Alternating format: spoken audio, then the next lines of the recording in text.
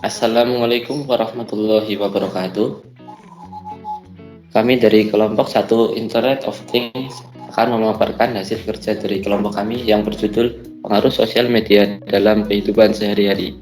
Sebelumnya kami akan memperkenalkan anggota kelompok kami.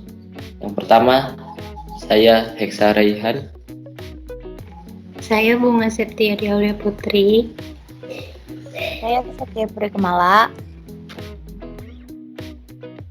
Dan kami akan memaparkan bagian-bagian nanti yang akan dibahas, yaitu pengertian sosmed, ciri-ciri sosmed, dampak positif, dampak negatif, dan best practice. Silahkan memperhatikan. Oke, sosial media. Sosial media itu apa sih? Nah, sosial media itu adalah sebuah media yang bekerja secara online yang mana memungkinkan para penggunanya bisa melakukan berbagai macam hal dengan sangat mudah. Misalnya saja bisa berpartisipasi, berbagi menjalin jaring sosial, mengadakan forum, dan lain sebagainya. Nah, ciri-ciri sosmed. Nah, pesan yang disampaikan tidak hanya untuk seorang saja, namun Anda bisa mengaturnya sendiri kepada siapa saja pesan yang akan disampaikan. Bahkan menyampaikan pesan pada satu kelompok tertentu itu bisa loh. Kemudian pengiriman pesan itu relatif sangat cepat jika dibandingkan dengan menggunakan media lainnya seperti kayak surat. Itu kan sangat membutuhkan waktu yang sangat lama. Kemudian, pada dasarnya media sosial menjadi salah satu alat yang sangat instan sehingga pesan yang ingin Anda sampaikan akan mudah dan cepat sampai ke tujuan. Nah, di sini tuh ada dampak positifnya. Yang pertama itu ada mendekatkan yang jauh. Maksudnya mendekatkan jauh itu apa sih? Nah, dengan adanya sosial media, kita tuh hanya memerlukan hitungan detik saja untuk dapat berkomunikasi dengan orang terkasih misalnya atau orang seperti keluarga besar yang jauh di sana gitu. Jadi walaupun kita terpisah oleh jarak, kita tetap bisa bersilaturahmi gitu. Terus yang kedua itu ada komunikasi menjadi lebih cepat.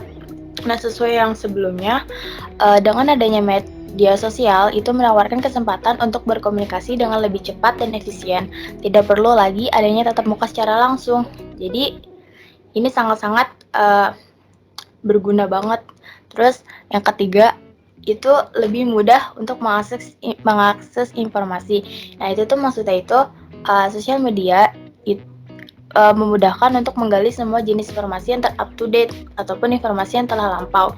Karena setiap orang kan akan melihat portal-portal berita. Pasti kalau orang sibuk tuh kan jarang menonton berita. Nah, tapi biasanya mereka selalu memegang gadget. Nah, jadi mereka juga bisa menggali berita-berita up to date. Kemudian Anda mendapatkan hiburan. Nah, dampak sosial media untuk mendapatkan hiburan yaitu salah satu upaya yang dilakukan seseorang jika ia merasa jenuh, sedih, stres, dan kesepian adalah mendapatkan hiburan dengan berkunjung ke media sosial. Tentu bukan hanya hiburan untuk mengisi kekosongan waktu dan pikiran, tetapi juga mendapatkan hiburan sesuai yang ia sukai, seperti misalkan mendengarkan lagu atau menonton drama gitu. Next. Nah, kemudian itu ada menambah teman dan komunitas online. Dengan media sosial, kita bisa menjadikan sebagai tempat untuk mengenal orang baru dan membuat sebuah komunikasi tertentu. Sehingga kita bisa mengenal banyak orang di berbagai daerah tanpa harus bertemu. Juga membuat sebuah komunitas dengan ide atau hobi yang sama. Kemudian, sebagai wahana mencari penghasilan. Dengan sosial media kita dapat berjualan secara online yang tentu saja keuntungannya bisa dibilang sangat menjanjikan. Dengan cara ini, bisnis yang dijalankan akan semakin luas pasarannya, bukan hanya target pasar nasional, bahkan sampai ke internasional pun bisa dapat dijangkau. Kemudian, menemukan teman yang telah lama berpisah. Nah, dengan menggunakan sosial media, kita dapat menemukan teman lama kita yang telah terpisah jauh. Selain itu, kita juga dapat menambah teman baru loh. Maka dengan ini komunikasi tetap terjalin meski bertatap wajah secara langsung. Selanjutnya ada mendorong anak dalam mengekspresikan diri. Dengan menggunakan media sosial, anak dapat belajar untuk mengekspresikan dirinya dalam berkomunikasi. Sebab anak belajar banyak hal mengenai cara bersikap dengan teman sebaya maupun orang dewasanya. Next.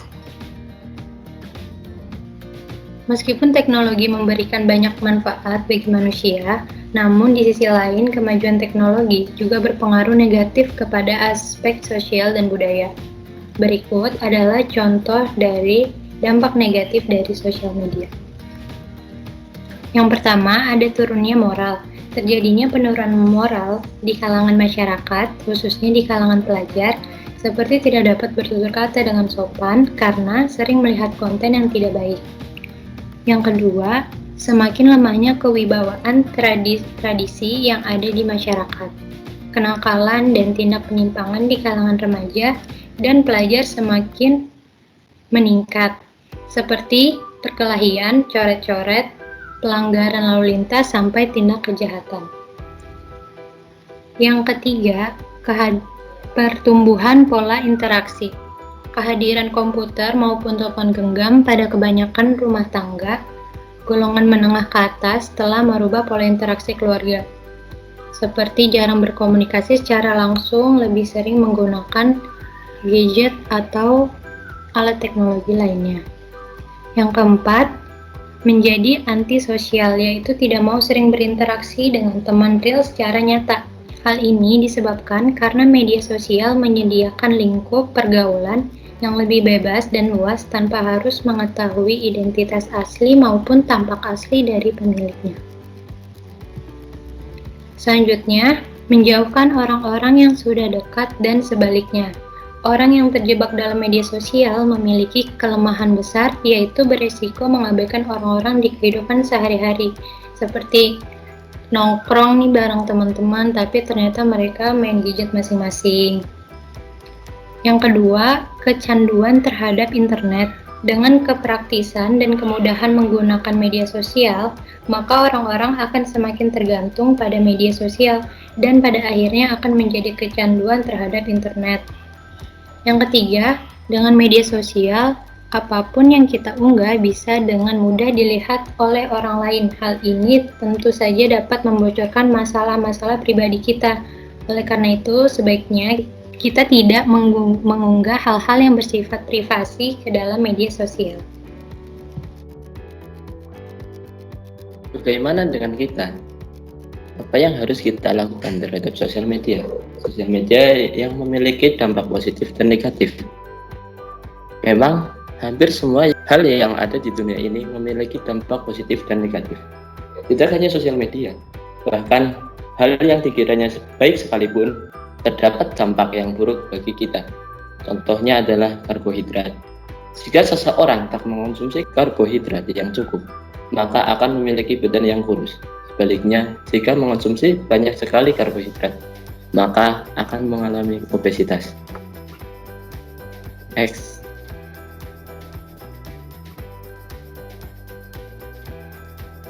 Best practice. Seperti halnya bermain sosial media, itu tidak boleh menggunakannya terlalu sering. Jika terlalu sering, maka dampak negatif dari sosial media akan kita rasakan dalam waktu singkat. Dampak tersebut adalah dampak yang kita alami secara tidak sengaja. Namun, lain halnya ketika kita bermain sosial media dalam waktu singkat, kita juga bisa mendapatkan dampak negatifnya.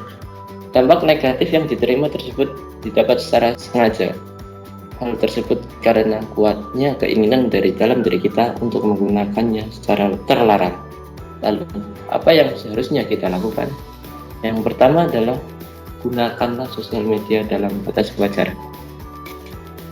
Maksudnya, kita menggunakan sosial media itu jangan terlalu berlebihan. Harus dalam batas yang wajar. Yang kedua adalah carilah waktu yang tepat untuk menggunakan sosial media. Carilah waktu yang tepat. Jangan misal kita sedang ngumpul dengan teman, kita malah bermain sosial media, itu tidak afdal lah. Ingatlah untuk keperluan apa yang Anda butuhkan dalam menggunakan sosial media. Nah, ini kalian harus pikirkan terlebih dahulu. Kita mau bermain sosial media itu untuk apa? Tujuannya harus jelas dulu. Yang keempat atau yang terakhir, biasakan untuk menjalankan kewajiban terlebih dahulu sebelum menggunakan sosial media. Selanjutnya, tips agar kamu tidak kecanduan dalam bermain sosial media. Dilansir dari channel YouTube Rianto Aston, Otak kita mempunyai hormon dopamin. Hormon dopamin adalah hormon yang disekresikan oleh otak kita ketika kita sedang berbahagia. Ketika kita bermain internet dengan menonton video-video hiburan, maka otak kita akan dibanjiri dopamin. Ketika kita mampu mempelajari materi setelah lama belajar, otak kita juga dibanjiri oleh dopamin. Akan tetapi, dopamin dari keduanya didapatkan dengan usaha yang berbeda. Ketika bermain game atau bermain sosial media, otak kita akan mendapatkan dopamin secara instan. Hal tersebut membuat kita tidak tahu akan rasanya perjuangan. Akibatnya, kita menjadi pribadi yang malas. Dan kali ini, saya akan memaparkan dopamin detox. Yang pertama, ketika kamu bosan dan tidak semangat, jangan biasakan dirimu untuk mendapatkan hormon dopamin dengan menonton video game dan bermain sosial media. Pada masa itu, dirimu merasa bosan. Biarkan dirimu bosan hingga setengah mati. Disitulah intinya. Dengan membiarkan dirimu bosan, maka otak kamu akan mereset dirinya. Kamu akan menjadi sangat bosan, sehingga hal-hal yang dulunya kamu anggap bosan, hal yang justru lebih penting seperti tugas rumah, sekolah, atau pekerjaan akan menjadi menyenangkan. Hal-hal yang perlu kamu hilangkan adalah pornografi, sosial media, game, musik, YouTube, dan gosip. Kamu dapat menggunakan internet untuk hal-hal yang mendukung pekerjaanmu. Berikan hadiah kepada otakmu ketika semua pekerjaanmu selesai, atau biasanya di malam hari.